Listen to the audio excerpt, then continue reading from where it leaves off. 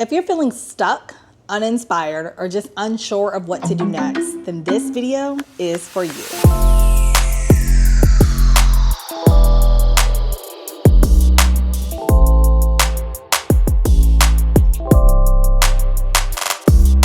Oftentimes, the structure that we create in the name of stability is the very thing blocking us from possibility.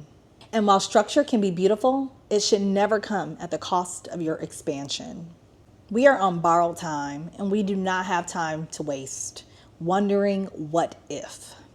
Your time is sacred, and you don't need radical, crazy actions to create real impact in your life. We need the simple, bite-sized, digestible ones to make the most impact where we are today. Maybe it isn't about fixing your life. Maybe it's about falling back in love with it, or perhaps falling in love with it for the very first time.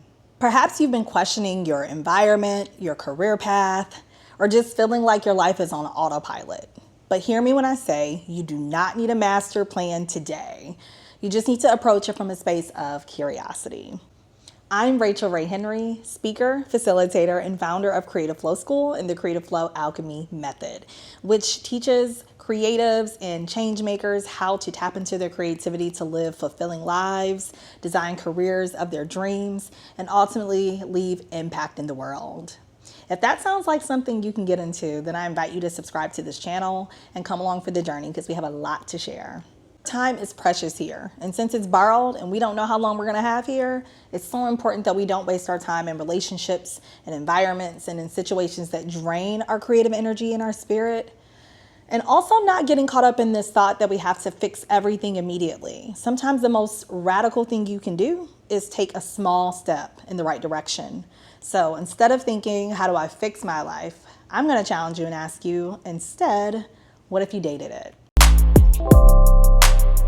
This entire idea of dating your life sparked from a conversation I have with a very close friend, which is honestly where the majority of my really great breakthroughs come through. This idea of like gaining clarity and direction in your life when you feel really stuck has been an ongoing conversation, especially in the creative community for so long.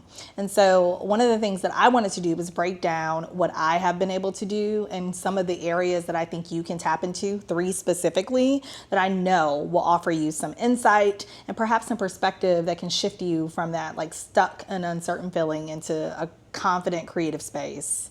So I'll share those 3 things in this video and just hopefully remind you that you have the power to design the life that you truly desire. Okay, dating your life. What does that even mean? When you think about dating and getting to know someone, it should, right, feel fun and exciting and definitely in the beginning non-committal, but definitely curious and open-minded.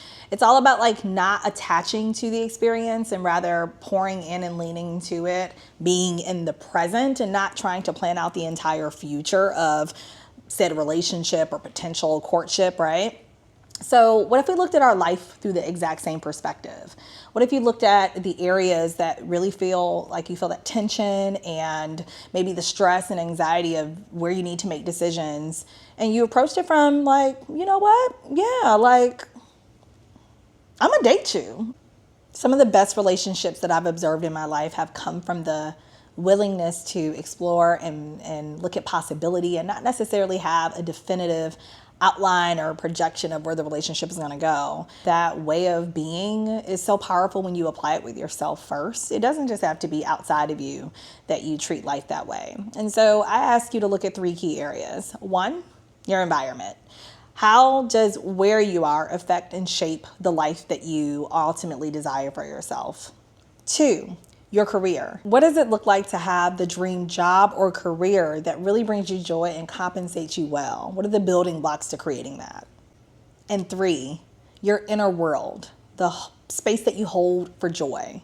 What does it look like to date those things that perhaps you've been pushing down because they aren't money-making activities or they aren't necessarily ways to serve and impact others? What about you first? So I'm going to talk about how each of these 3 key areas, if you can approach it from the space of curiosity and dating, a little courtship, you can transform your entire life.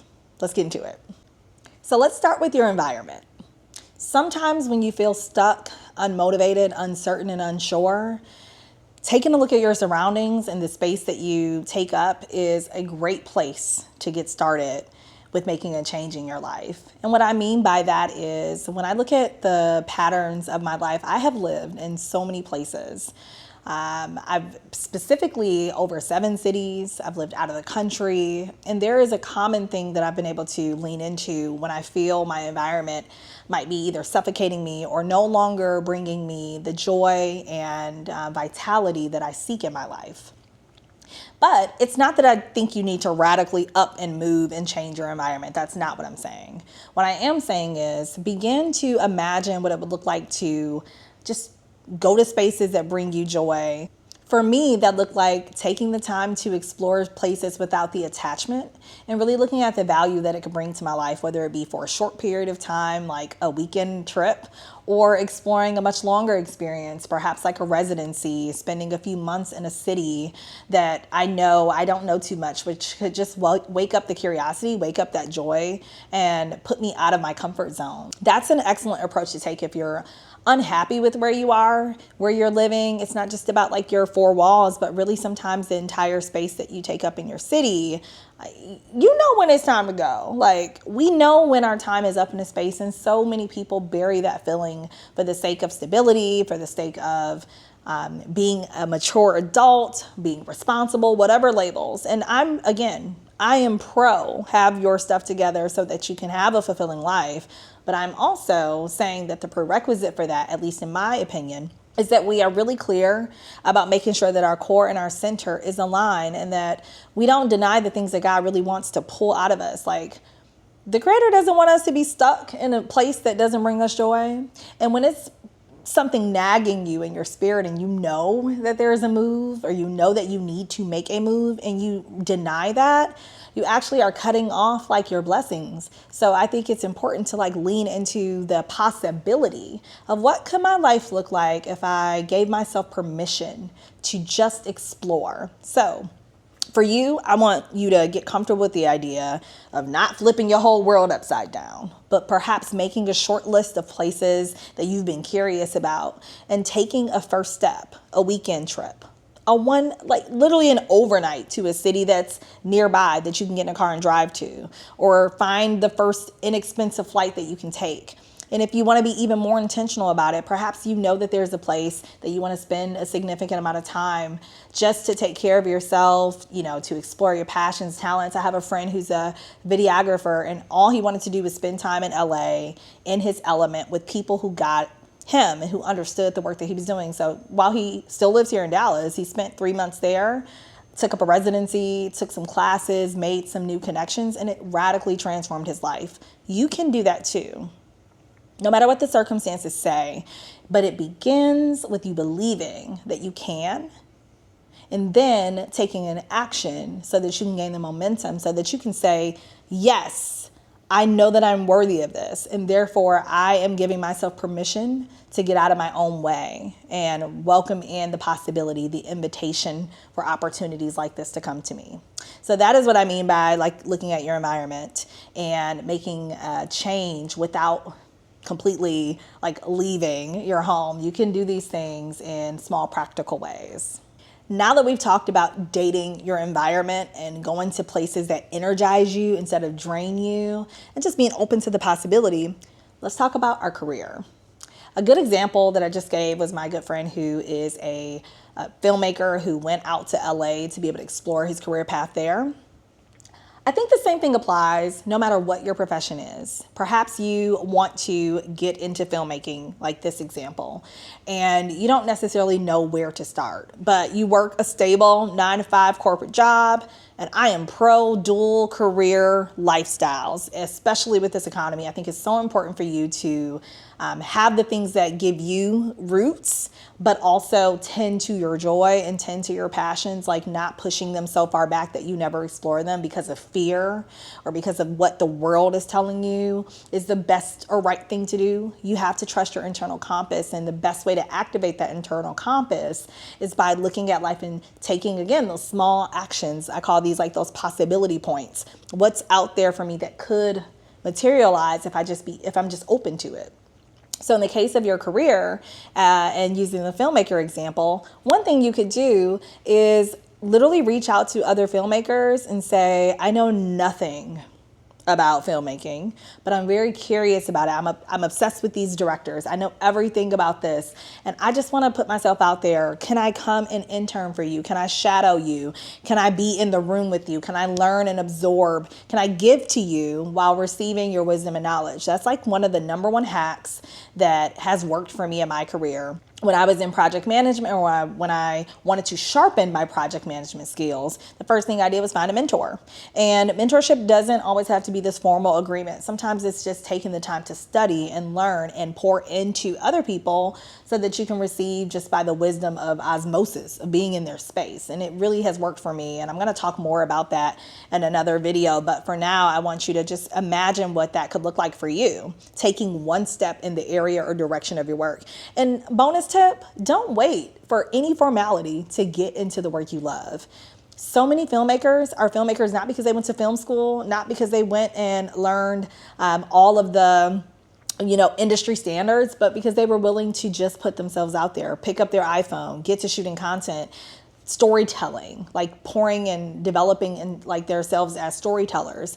And then ultimately that is that value that they brought, that unique perspective, that experience that they were able to gain for themselves became their, like literally their edge, the thing that people seek them for. So you can tap into that right now, and don't worry about money at this season. Like I liken this to the inquisitive season of creative flow alchemy. It's a time where it's all about being curious. It's all about just like chasing the breadcrumbs and not necessarily trying to make a profit from everything that we're doing at the stage. I ask you to date your career, date your business before you pour so much money into it. Just approach it from that angle. Pro tip, for those of you who are creators and you're looking for something, another tip outside of the filmmaking experience is like, if you're a speaker, if you're a coach, if you're a consultant, go teach a workshop.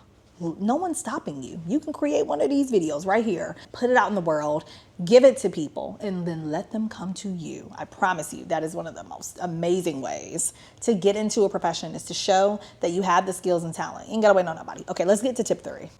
Okay. Sometimes the most important relationship that we neglect is the one with ourselves. And for this third tip, I would say to you, it is so important that you date the inner you. What is it that brings you joy? What is it that lights you up? That's the question that I want you to sit with in this moment. And if you need to pause this video to really reflect on that, I welcome you to do that. And then come back to it. Take your time and ask yourself that question. And as you begin to form these ideas, when is the last time you've actually taken yourself out on a date to do one of those things? Perhaps you love the idea of getting into yoga and perhaps have like watched it from the sidelines, but you've been afraid to just go take a class. Perhaps you have been curious about painting, and it just feels like the things that artistic people do. But you've never just picked up a paintbrush and a watercolor and gave yourself the permission to just play. Perhaps you're like me and you absolutely love music. In fact, music, I believe, is my number one source of pure joy.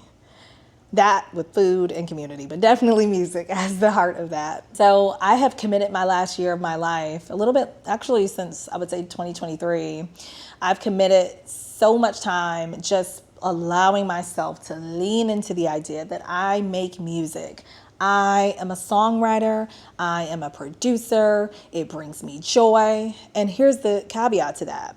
I don't want to do that for other people. I have zero interest in rushing my process.